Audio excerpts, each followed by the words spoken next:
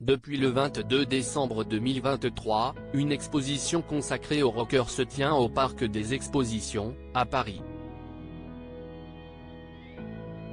Jusqu'au 16 juin prochain, les fans de Johnny Hallyday peuvent découvrir ses guitares, ses bijoux, ou encore des reconstitutions d'endroits emblématiques de la vie du chanteur, comme sa chambre d'adolescent, qui était située rue de la Tour des Dames, à Paris, mais aussi le célèbre bureau de sa maison de Marne-la-Coquette.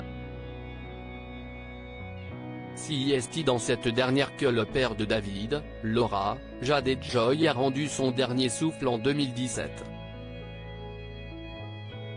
Et, depuis, la demeure n'arrive pas à se vendre, confiait le 27 janvier au Figaro l'agent immobilier Nicolas Hug, de l'agence immobilière Philippe Ménager et Nicolas Hug, mandaté pour la vente de l'imposante propriété de plus de 1,000 m². Acquise en 1999 par le rocker et son épouse Laetitia, la Savannah est pourtant visitée par de nombreux acheteurs potentiels, dont des célébrités. Nicolas Hug révèle que plusieurs footballeurs français ont découvert la villa de 15 pièces, sans pour autant faire une offre. Son principal défaut ? Elle n'est pas très discrète. En effet, l'agent immobilier explique qu'avec la médiatisation qui entourait son ancien propriétaire avant sa mort, renforcée depuis son apparition sur Netflix, plusieurs fans et curieux se réunissent devant pour voir où Johnny Hallyday a passé les dernières heures de sa vie. Un problème pour qui souhaiterait profiter d'une vie tranquille, loin du feu des projecteurs. Combien coûte la Savannah ? Au Figaro, Nicolas Hug précise que les offres reçues par l'agence n'ont pas été concluantes car elles étaient trop basses.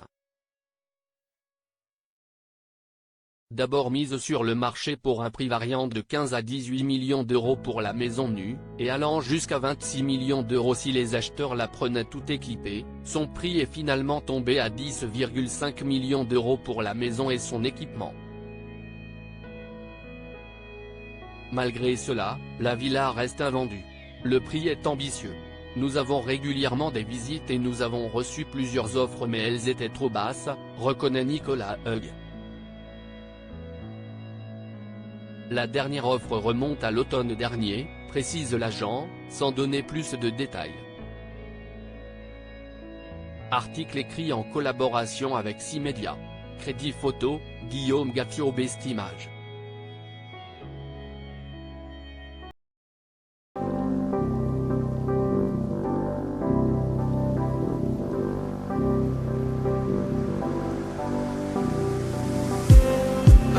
Just need